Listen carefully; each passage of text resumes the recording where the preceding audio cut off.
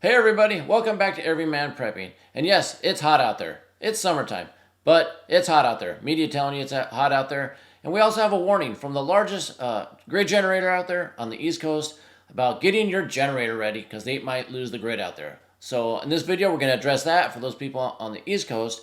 And also, we're going to talk in general about getting your generator ready, no matter where you are in the United States. I know a lot of you have stored it. You don't use it unless there's an emergency, so we need to talk about that. Make sure, as a prepper, that generator is ready to go at a moment's notice, no matter where you live and what's going on.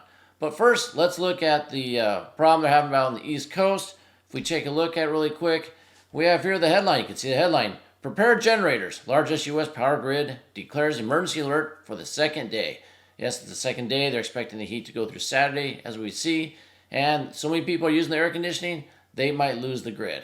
And let's see why and what they're talking about. Also, at this time, please like, comment, share the video, and subscribe to the channel. Really helps get the message out and helps the channel grow, and I really appreciate it. So this says here that the PJM Interconnection LLC, they have declared emergency alert level 1 through Friday, and might even go through Saturday. Excessive heat advisories cover much of the PJM's grid across 13 states, 65 million customers, as you can see here from the video. You got Virginia, West Virginia, up to New Jersey, Pennsylvania, all the states here that are basically being affected due to the heat and running out of power. Another one from the National Weather Service. You see the area indicated here at this oval. Hot, but it's hot every summer. Why are we having a problem now? Why is this grid having trouble? Did it just get old? Is it getting tired? Well, we're going to get to that in a minute. It says here, PJM has issued these alerts to help prepare generators for the onset of intense heat, said the grid operator. It's the largest grid operator out there. And then this is what I was talking about. So how did PJM become so unreliable all of a sudden? Well, they published a study earlier this year showing that the alarming trend of the state and federal decarbonization process across the grid. What's that mean? Well, that means they don't want you to use coal, nuclear, natural gas. They want you to use, renewables, green stuff, wind, solar, that kind of thing. So by decarbonization, it says here, quote, it present increasing reliability risks during the transition due to a potential timing mismatch between resource retirements. Meaning, it might not be sunny out, but it's still damn hot, so you can't generate the electricity you need. Or it might not be windy out, so you can't generate electricity for when it's hot. Meaning, as they take away the coal and the natural gas, the other sources they want to put in place might not be ready when you need it. Thus, they're having trouble with the grid. Sounds pretty simple. All the green people out there, hope you're enjoying your heat today.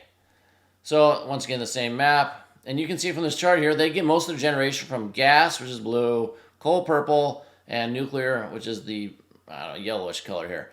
The little tiny green thing here is wind, and solar is not even visible on the map around that chart there. So, just the message to people out there, if you live in that area, try to stay cool. What can you do to get cool? Hopefully you have air conditioning and it's up. Now, if you're going to run your generator, and you have one, make sure it's large enough to run that air conditioner. Maybe you need a window air conditioner for one room. You can put it in one room, one window, and most 5, 6, 7 kilowatt generators can power those. At least you have one cool area. You can close it off. You shutting doors, putting blankets up, make a cool room, especially if you have elderly, small children, babies. You can do something like that. If you don't have air conditioning or your generator is not power enough, you don't have a window air conditioner, you just have a whole house, and you don't have a whole house generator, it's not going to run that generator. It's too powerful. It takes too much energy. You're not going to run it off a little portable generator. So what can you do? That's when you're going to start looking at box fans. So you have a ceiling fan, box fans. Hopefully they haven't been, there's probably been a run at them at the store at this point if you live in those areas. Hopefully you can find some, but just a little, square fans that you can put either in windows to make a breeze, put on the floor, put 2 or 3 around to create a circulation around the room. You can run those off generators if you lose power. Most of you seen, I know you look at, when you're watching YouTube, you'll get the ads where the guy takes the, I don't have a water bottle here, but you just take a water bottle, and the plastic ones, cut off the bottom, turn it upside down, put ice in there, poke holes, zip tie it to your fan to make cool air. Never done that myself, might work. You can put water, like washcloths or rags with water, put them in front of the fan as it blows across them. It'll make some cool air.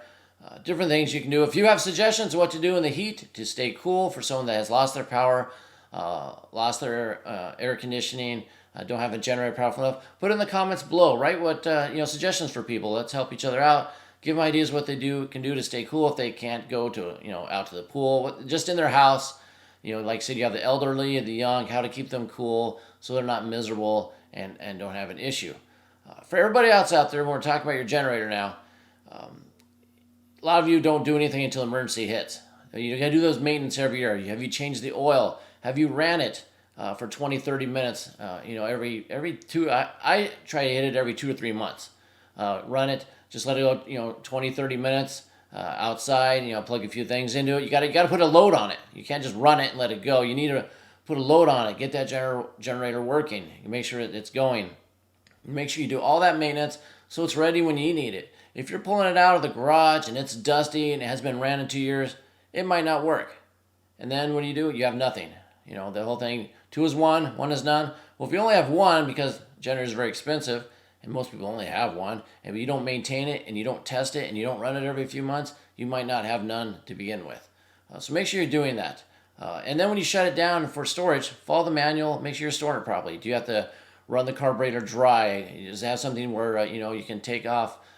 Some have a valve on the carburetor on the bottom of it to drain the entire fuel out of it to make sure it doesn't gunk it up. Make sure you do all that proper maintenance. So like I said, it's ready to go, ready to run when you need it. And if you don't have a gas-powered one, you might have a solar generator, solar backup. Those obviously aren't as powerful, but they don't run on gas, so you don't have to worry about having fuel on hand. Let's get back on the side note. If you have a gas generator, make sure you have that fuel. Make sure you went to the gas station. You're at East Coast or whatever on those states that we talked about. Let's pull it up again here so you guys can see. If you're in these states here and you're having the problem, make sure you've hit that gas. You got your gas cans. You've stored them up. They're outside. They're not in the garage. They're stored properly away from the house. You got to know how much gas. Do you use a gallon an hour? Half a gallon an hour? How much does your generator use? How many hours do you want to use it? Do you want to use it intermittently? Do you want to use it the whole time? Have that gas on hand and stored and ready to go. Now, back to the solar people. Probably not running a whole house generator on it. Most likely, you have to have tons of panels. As for a window generator, if you have a big enough one, maybe an hour or so. Probably not the best way to go. You're going to want to use fans, the box fans, the individual fans. You can get even some low-powered individual small like USB fans that you can hardly use any power, but you can hold up to yourself and just cool off. But the solar power people, get your panels out, start charging everything. Everything's charged up, ready to go from the power goes off, and then you can run your fans at least. So that's all I have for you on this. Like I said, very quick video. The grids are getting weaker out there. This is decarbonization. They don't have them. They can't meet the demand because they've been cut back on using, the fossil fuels to supply it, which are the best thing to run your electricity, best thing to create electricity. They're going with this green stuff that isn't always available and isn't as reliable. And it's hot at nighttime over there. It's going to be 90, 85, 90 at night over there. But you know what? There's no sun, so there's no solar power to help generate power at that time of night either. So just do what you can. Like I said, write in the comments below anything you have to help people out. And until next time, keep your ear to the ground, head on a swivel.